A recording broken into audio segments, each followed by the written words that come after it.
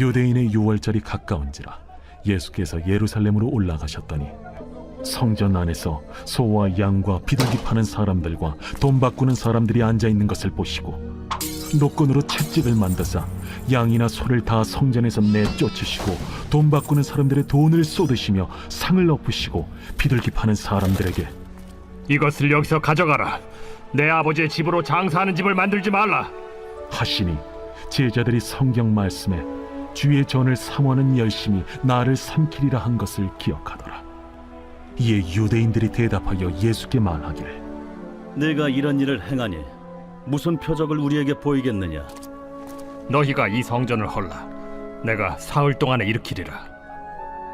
이 성전은 46년 동안의 지역권을 내가 3일 동안에 일으키겠느냐? 그러나 예수는 성전된 자기 육체를 가리켜 말씀하신 것이라. 죽은 자 가운데서 살아나신 후에야 제자들이 이 말씀하신 것을 기억하고 성경과 예수께서 하신 말씀을 믿었더라.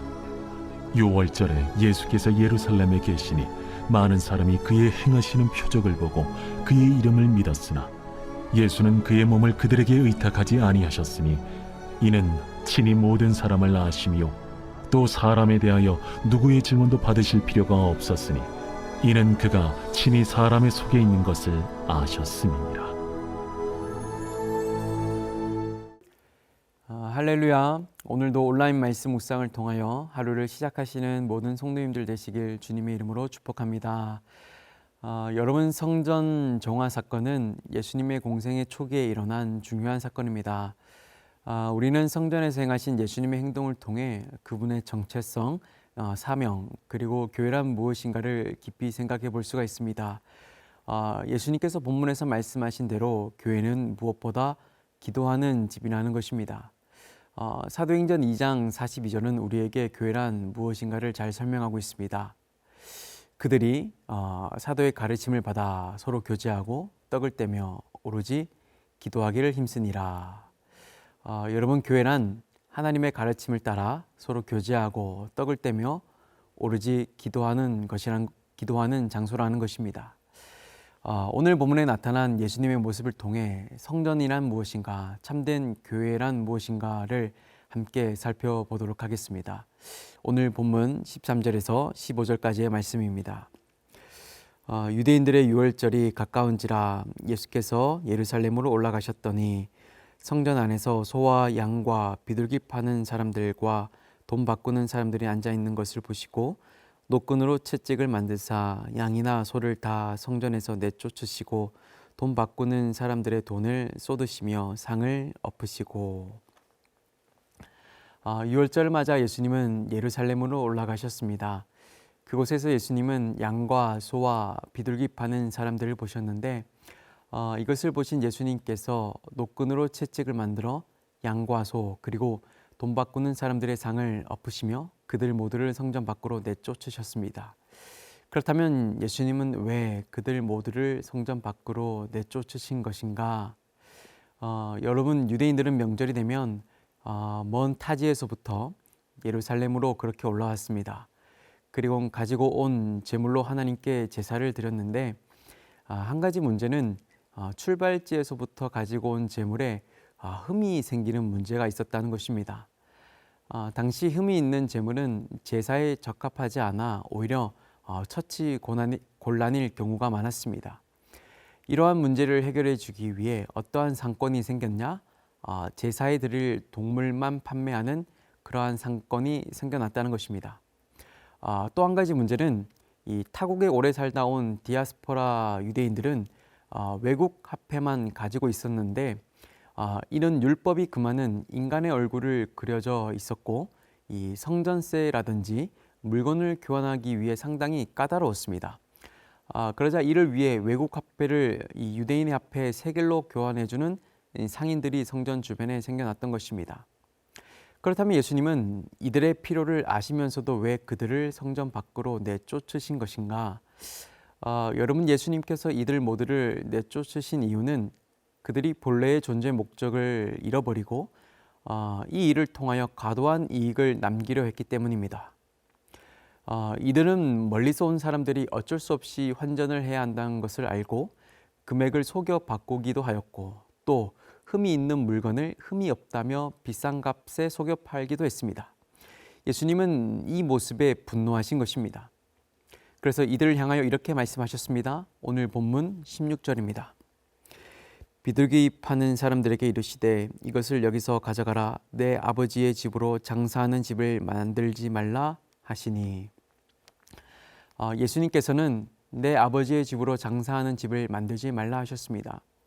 이 말씀은 1차적으로 재물을 파는 자와 이 환전상들에게 하신 말씀이지만 이러한 문제를 보고 지도해야 하고 또 가르쳐야 할 이 백성의 지도자들이 오히려 백성들을 부추겨 더 이익을 취하고 있냐는 이 책망의 말씀으로 하신 것입니다. 여러분, 우리도 마찬가지입니다. 우리는 예수님의 핏값으로 산 이 교회를 우리 사역을 챙기고 우리의 어떠한 꿈을 실현하는 장소로 여기지 말아야 합니다. 바라기는 여러분, 교회의 존재 목적을 다시 한번 깨닫는 시간 되길 바랍니다. 교회는 예수님을 나의 구주로 영접한 자들의 모임입니다. 이 목적을 기억하시고 우리 안에 내쫓아야 하고 엎어야 할 것들이 있다면 주님과 함께 하나씩 내려놓으시는 여러분 되길 바랍니다. 말씀을 이어갑니다. 오늘 본문 18절입니다. 이에 유대인들이 대답하여 예수께 말하기를 네가 이런 일을 행하니 무슨 표적을 우리에게 보이겠느냐.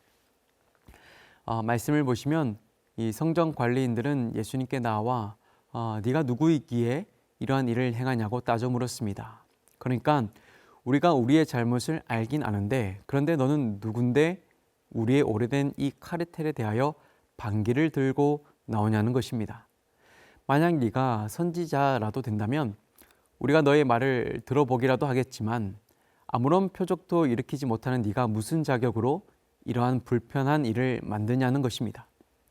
이에 대해 예수님은 이렇게 말씀하십니다. 본문 19절에서 22절입니다. 예수께서 대답하여 이르시되 너희가 이 성전을 헐라 내가 사흘 동안에 일으키리라.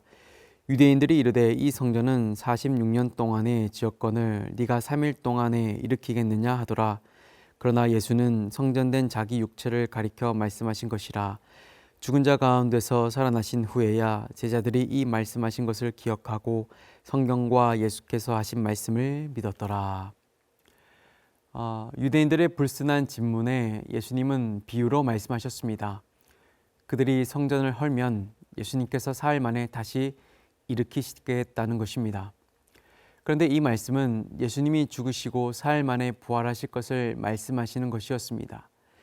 당시 유대인들은 표적을 구했고 예수님은 표적을 말씀해 주셨지만 그들은 깨닫지 못했습니다.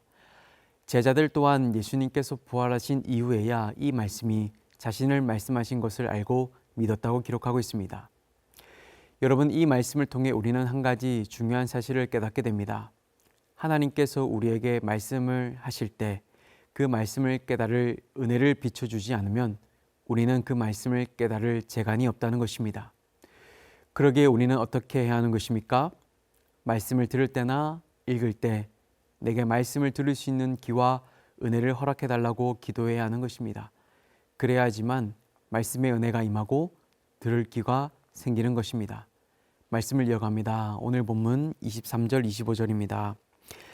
6월절에 예수께서 예루살렘에 계시니 많은 사람이 그의 행하시는 표적을 보고 그의 이름을 믿었으나 예수는 그의 몸을 그에게 의탁하지 아니하셨으니 이는 친히 모든 사람을 아심이요 또 사람에 대하여 누구의 증언도 받으실 필요가 없었으니 이는 그가 친히 사람의 속에 있는 것을 아셨음이니라.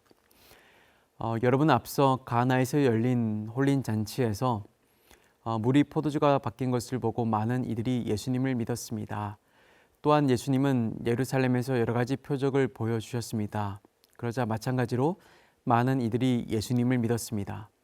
그런데 예수님은 자신을 따르는 대중들의 힘을 빌려 그렇게 자신의 사역을 이어가지 않으셨습니다. 왜냐하면 예수님은 사람들의 마음을 아셨기 때문입니다.